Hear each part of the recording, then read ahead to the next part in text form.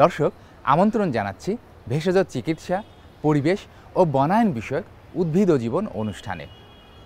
আজকের অনুষ্ঠানটিতে আমরা এসেছি ঢাকার মাটিকাটা এলাকার মিলিহ আহমেদ সোমার বাড়ির ছাদে। তিনি তার বাড়ির ছাদে ফল, ফুল, ওষুধি এবং সবজি জাতীয় নানা ধরনের গাছের পাশাপাশি পালন করছেন নানা প্রজাতির কবুতর এবং মুরগি, যেন একটি সমন্বিত কৃষি ব্যবস্থাপনা। দর্শক, চলুন এই সমন্বিত কৃষি ব্যবস্থাপনা নিয়েই আমাদের আজকের আয়োজন। নগর জীবনের ব্যস্ততা এবং যান্ত্রিকতা আমাদের শরীর ও মনের উপর প্রতিনিয়ত একটি বিরূপ প্রভাব রাখছে। এই অবস্থায় শরীর ও মনকে সুস্থ ও সতেজ রাখতে নগরের ব্যস্ততা ও যান্ত্রিকতার পাশাপাশি মানসিক প্রশান্তি দান করে এমন কর্মকাণ্ডের সাথে প্রতিদিন কিছু সময় আমাদের ব্যয় করতে হবে। এর মাধ্যমে শারীরিক সুস্থতার সাথে মানসিকতাও থাকবে সতেজ, প্রফুল্ল ও সুস্থ। আমরা যারা গ্রাম থেকে শহর এসেছি প্রায় সবাই কৃষি কিংবা শখের বাগানের সাথে কম বেশি পরিচিত, কিন্তু শহর কিংবা নগরে বেড়ে ওঠার শিশু কিশোররা এ ধরনের কৃষি কিংবা বাগানের সাথে খুব একটা পরিচিত নয়। শহরে বাগান সৃজনের তেমন একটা সুযোগ সুবিধাও নেই, কিন্তু নানাবিধ প্রতিকূলতা কাটিয়ে উঠে শহর জীবনেও অনেকে বাগান সৃজন করেছেন বাড়ির বারান্দা কিংবা ছাদে। নগরীয় এই কৃষির বহুমুখী উপকারিতা রয়েছে। প্রথমত, এর মাধ্যমে শারীরিক পরিশ্রম নিশ্চিত হয়, যা শরীরের সুস্থতার জন্য অত্যন্ত উপকারী। পাশাপাশি বাগান সৃজন ও বাগানের সৌন্দর্য মানসিক অবসাদ দূর করে এবং অনাবিল আনন্দ দান করে।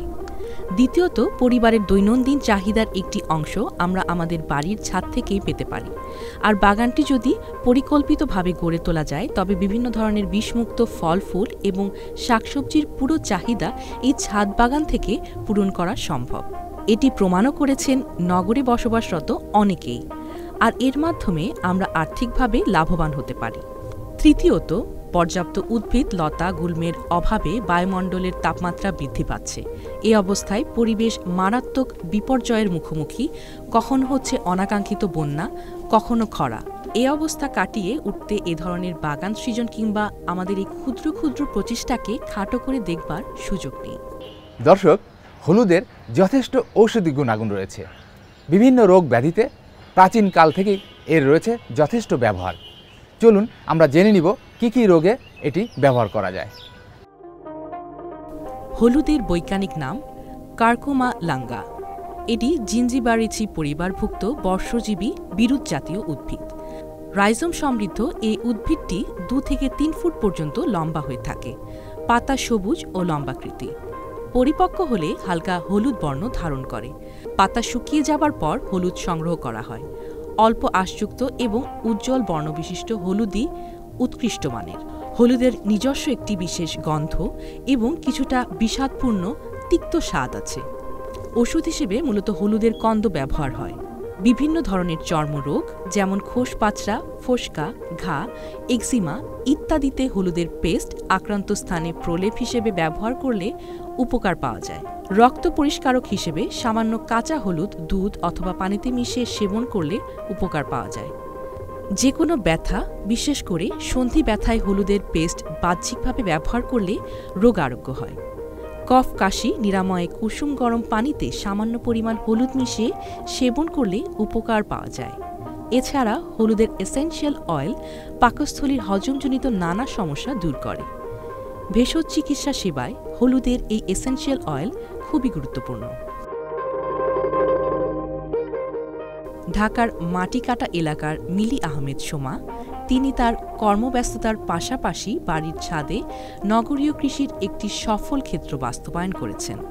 তার বাড়ির ছাদে ফল, ফুল, ওষুধি এবং বিভিন্ন ধরনের সবজির গাছ রয়েছে। প্রতিদিন তিনি গাছ এবং বাগানের পরিচর্যা করে থাকেন। বন্ধু বান্ধব পরিচিত অনেকেই প্রায় প্রতিদিন এই বাগানটি দেখতে আসেন। আবার অনেকেই এখান থেকে অনুপ্রেরণা নিয়ে উদ্যোগী হয়েছেন বাগান সৃজনে। আমাদের প্রয়োজনেই সভ্যতা বিকশিত হচ্ছে। এগিয়ে নিতে হবে নানা ধরনের উন্নয়ন কর্মকাণ্ড, কিন্তু প্রকৃত বা টেকসই উন্নয়ন বলতে যা বোঝায় সেটিকে গুরুত্ব দিতে হবে। নিশ্চিত করতে হবে পর্যাপ্ত উদ্ভিদ, লতা, গুল্ম। আমলকি অত্যন্ত গুরুত্বপূর্ণ একটি ঔষধি গাছ। এই আমলকি বিভিন্ন রোগ ব্যাধিতে কিভাবে কাজ করে চলুন জেনে নিই। এই উদ্ভিদটির নাম আমলকি, বৈজ্ঞানিক নাম ফাইলান্থাস এমব্লিকা। এটি ফিলান্থেসিয়া পরিবারভুক্ত মাঝারি ধরনের গাছ। এটি ইউফোরবিয়েসি পরিবারভুক্ত মাঝারি ধরনের গাছ। শাখা প্রশাখা স্বল্প পরিমাণ এবং ক্ষুদ্র শাখার দুদিকে ক্ষুদ্র ক্ষুদ্র সরল পাতা এমনভাবে সজ্জিত থাকে যে মনে হয় পাতা পক্ষল যৌগিক এবং আঁশযুক্ত। ফল গোলাকার, মাংসল, রসালো ও আঁশযুক্ত। হজম শক্তি বৃদ্ধি ও বমি নিবারণে আমলকির শুষ্ক ফল আধা চূর্ণ করে 5 থেকে 6 গ্রাম পরিমাণ 1 কাপ পানিতে ঘণ্টাখানিক ভিজিয়ে রেখে ছেঁকে নিয়ে এভাবে প্রত্যহ 3 থেকে 4 বার সেবন করলে উত্তম ফল পাওয়া যায়। মস্তিষ্ক ও হৃদয়যন্ত্রের দুর্বলতায় 3 থেকে 4টি করে আমলকি প্রতিদিন 2 থেকে 3 বার খেলে রোগ আরোগ্য হয়। এছাড়া ভিটামিন সি, ভিটামিন বি1 এবং ভিটামিন বি2 এর অভাবজনিত রোগসমূহে কাঁচা আমলকির রস 2 থেকে 3 চা চামচ পরিমাণ প্রতিদিন 2 বার মধু সহ সেবন করতে পারেন।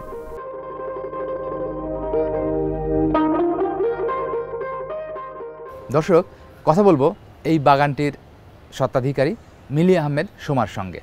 কেমন আছেন আপনি? আলহামদুলিল্লাহ ভাই, আপনি কেমন আছেন? জি আলহামদুলিল্লাহ ভালো আছি। তো আমরা দেখলাম যে আপনি বেশ সমৃদ্ধ একটি বাগান গড়ে তুলেছেন।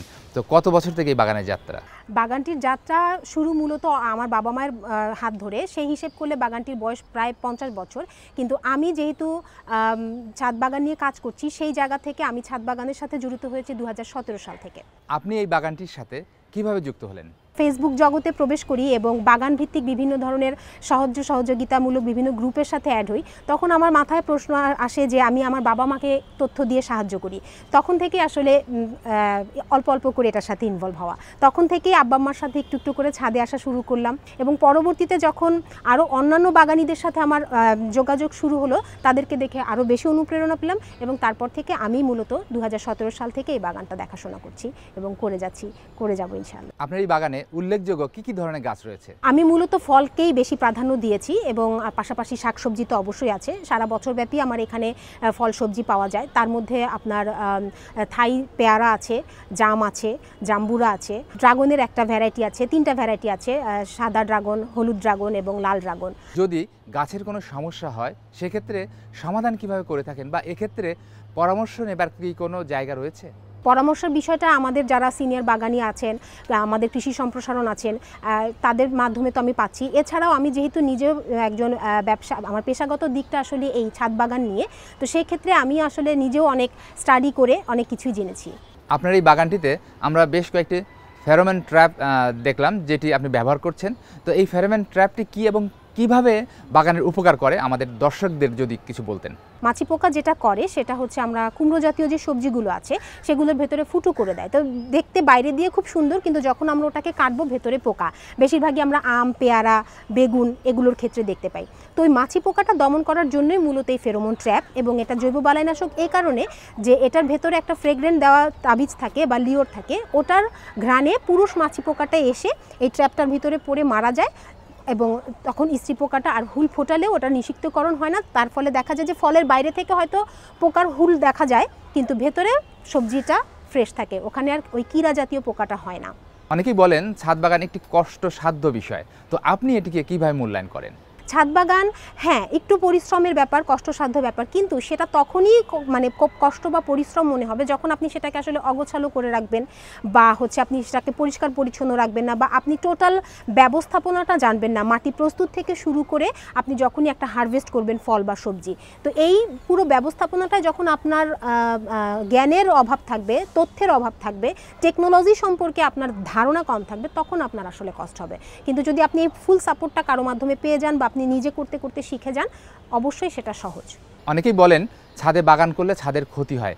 এছাড়াও বর্তমানে যে ডেঙ্গুর মহামারী চলছে, অনেকেই বলেন যে এটির জন্য ছাদের বাগানও কিছুটা দায়ী। তো এই বিষয়টিকে আপনারা কীভাবে মূল্যায়ন করেন? ফ্ল্যাটের যারা ওনার থাকে তাদের সেটা হচ্ছে যে ছাদটা নষ্ট হয় কিনা, পানির পরে ছাদটা নষ্ট হয় কিনা, বা অগোছালো থাকে কিনা, নোংরা থাকে কিনা, ডেঙ্গু উৎপাদনের জন্য যে ব্যাপারগুলো দরকার, পানি জমে থাকা মূলত। আমি বলবো এটা যদি সুন্দর মতন করা যায়, সিস্টেমেটিকভাবে করা যায়, তাহলে ছাদের উপরে কোনো ধরনের প্রবলেমই হবে না। এবং ডেঙ্গু এমন একটা ব্যাপার, এটা মেনটেন করা খুবই সহজ। শুধুমাত্র আমি পানি জমতে দিব না।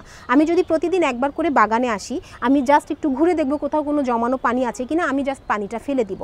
এছাড়া কিন্তু পানি না জমা থাকলে কোনোভাবেই কিন্তু পোকামাকড় বা ডেঙ্গু হওয়ার কোনোই সম্ভাবনা নেই। আর পরিষ্কার পরিচ্ছন্নতার ব্যাপারটা হচ্ছে যারা নিজস্ব ছাদ বাগান আছে, যাদের নিজস্ব বাড়িঘর, তারা ছাদের উপরে একটা এক্সট্রা লেয়ার দিয়ে দেয় যাতে পানিটা নিচ পর্যন্ত না যায়, ওটা একটা প্রোটেকশন হতে পারে। আর যারা নিজস্ব ছাদে করছে না, ফ্ল্যাটের একটা নির্দিষ্ট পরিমাণ ছাদের অংশে বাগান করছে, তাদের জন্য আমি বলবো তারা একটু উপরের দিকে ভার্টিক্যাল গার্ডেনের দিকে যাবেন। এখন কিন্তু টেকনোলজি অনেক আগানো, কৃষি টেকনোলজি বিশেষ করে, আপনারা একটু ভার্টিক্যাল গার্ডেনিংয়ে যাবেন। আর নিচে যদি পারেন আপনারা একটু র্যাক দিয়ে নেবেন, তার উপরে বাগান করবেন, তাহলেই কিন্তু খুব সুন্দরভাবে করা যায়। এছাড়াও আমরা যদি ওয়েট কমাতে চান, সেক্ষেত্রে আমাদের জিও ব্যাগ আছে। এখন জিও ব্যাগ আপনারা ব্যবহার করতে পারেন। সরাসরি মাটি, এখন কিন্তু এমন টেকনোলজি আসছে যে আমরা কিন্তু শুধু মাটি ব্যবহার করি না। তো শুধু মাটি ব্যবহার করলে হয় কি, একটা ওয়েট অনেক বেড়ে যায়, কিন্তু আপনি সেই মাটির পাশাপাশি আনুষঙ্গিক আরও যা উপকরণ আছে সেগুলো যদি মিশান, তখন মাটির ওয়েট কমে আসে। আপনি নানা জাতের মুরগি এবং কবুতর লালন পালন করছেন, তো এই মুরগি এবং কবুতর কেন বা কিভাবে আপনি সংযুক্ত করলেন এই বাগানের সাথে? আমার বাবা সবসময়ই মাছ শিকার, তারপরে হচ্ছে পশু পাখি পালন, এটার প্রতি দুর্বলতা, তো তার থেকেই আমরা হয়তো এটা পেয়েছি। আমার মুরগি এবং কবুতরের যে পাটটা আছে, এটা মূলত আমার বড় ভাই করেন, আমিও করি। তো এটা মূলত শখ থেকেই করা। আসলে আপনার কাছে আমি সবশেষ জানতে চাচ্ছি, সেটি হচ্ছে যে বাগান নিয়ে বা ছাদ বাগান নিয়ে আপনার কী ধরনের ভবিষ্যৎ পরিকল্পনা রয়েছে? ছাদ বাগান নিয়ে ভবিষ্যৎ পরিকল্পনার লক্ষ্য একটা নিয়েই কাজ শুরু করেছি, ভবিষ্যৎ পরিকল্পনাও সেই একই জায়গায় আছে, সেটা হচ্ছে নিরাপদ খাদ্য নিশ্চিত করা। আমরা যেহেতু এখন সবাই স্বাস্থ্য সচেতন এবং যত দিন যাচ্ছে আমরা আমাদের শারীরিক বিভিন্ন অসুস্থতার মধ্যে ভুগছি, এবং আমরা কম বেশি সবাই জানি যে কী কারণে আসলে এটা হচ্ছে। তো আমি আমার এই বাগান থেকে আমার পরিবারের জন্য খাবার টেবিলে যে খাবারটা নিচ্ছি, সেটা যেন সবসময় নিরাপদ হয়, এবং ছাদ বাগানে যেন আমি সবসময় নিরাপদ খাবার উৎপাদন করতে পারি, এটাই হচ্ছে আমার লক্ষ্য। এবং আমি চেষ্টা করব আমার মতো আরও 10টা বাগানিকে তৈরি করতে, যারা পরিবেশে ভারসাম্য রক্ষায় ভূমিকা রাখবে, পাশাপাশি নিরাপদ খাদ্য উৎপাদনে ভূমিকা রাখবে, এবং সেই সাথে যার যার জায়গা থেকে দেশের প্রতি, সমাজের প্রতি একটা দায়বদ্ধতা থেকে সে তার দায়িত্ব পালন করবে। প্রতিবেশী বন্ধুবান্ধব যেমন প্রায়ই এই বাগানটি পরিদর্শন করতে আসেন, তেমনি মিলিও তার বাগানের ফল, ফুল, সবজি তাদের মাঝে উপহার হিসেবে প্রদান করে লাভ করেন আত্মতৃপ্তি। এখানে বিভিন্ন ধরনের গাছের পাশাপাশি নানা জাতের কবুতর ও মুরগি পালন করা হচ্ছে, যেন এটি একটি সমন্বিত কৃষি খামার। এর মাধ্যমে পরিবেশের ভারসাম্য রক্ষার পাশাপাশি বাণিজ্যিকভাবেও লাভবান হবার যথেষ্ট সম্ভাবনা রয়েছে।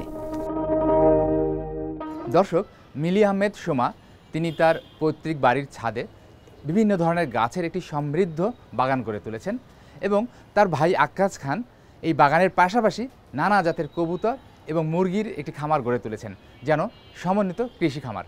চলুন দর্শক, এবার কথা বলবো আক্কাস খানের সঙ্গে। কেমন আছেন আপনি? আলহামদুলিল্লাহ ভালো আছি। তো আমরা তো দেখলাম যে বিভিন্ন ধরনের কবুতর রয়েছে আপনার এখানে, নানা জাতের কবুতর রয়েছে, মুরগি রয়েছে। তো এইটি এই সবুজের পাশাপাশি বিভিন্ন ধরনের গাছের পাশাপাশি আপনারা ভাই বোন মিলে গড়ে তুলেছেন, তো এটি আপনার কোন দৃষ্টিভঙ্গি থেকে বা কী ধরনের কোনো ঘটনা রয়েছে যেটি আপনাকে অনুপ্রাণিত করেছে? আসলে এগুলো পালার পিছনে শখটা হলো বেশি প্রাধান্য, মানে শখের বসেই মূলত পালা। ছোটোকালতে আমি যখন স্কুলে পড়তাম তখন থেকে আমার কবুতর ছিল। এখন তো বিল্ডিং হয়ে গেছে, আমরা এখন ছাদের উপরে নিয়ে আসছি, তো ওই সব শখটা আছেই। আর মুরগিটা পালার উদ্দেশ্য ছিল কয়েকটাই। একটা হলো গিয়ে আমরা মুরগিটা পাললে আমরা যেমন ডিমটা পাচ্ছি, হ্যাঁ, আমরা ডিমের উদ্দেশ্যেই পালা, এবং মানে আমরা দেশি যে মুরগিগুলো আছে এগুলো আমরা বাচ্চাও ফুটাচ্ছি, আর এদের যে বিষ্ঠাগুলো এগুলো আমাদের গাছে আমরা সার হিসাবে ব্যবহার করতে পারতেছি। এটা একটা বড় একটা বিষয় যে আমরা মানে গাছের উপকারটা হলো, আমার শখটা পূরণ হলো। এই খামারটি আপনার পরিবারের উপরে কতটুকু আর্থিক সচ্ছলতা আনছে? হ্যাঁ, শখের সাথে আর্থিক তো অবশ্যই আমরা লাভবান হচ্ছি, কারণ যেহেতু আমরা যে ডিমটা পাচ্ছি আমরা আমার কিনা লাগতেছে না, হ্যাঁ, আর আমার যে কবুতরগুলো আমি পালতেছি, এই কবুতরের বাচ্চা আমি কিন্তু বিক্রি করতে পারতেছি। কবুতরের বাচ্চা বিক্রি করলে আমার যেমন প্রায় 11 জোড়া কবুতর আছে, এরা ডিম বাচ্চা করে, তো এর আমি অর্ধেক আমি বিক্রি করে দিই। বিক্রি করে দিলে আমার খাবারের পয়সাটা চলে আসতেছে, তার মানে আমার পকেট থেকে কোনো পয়সা লাগতেছে না।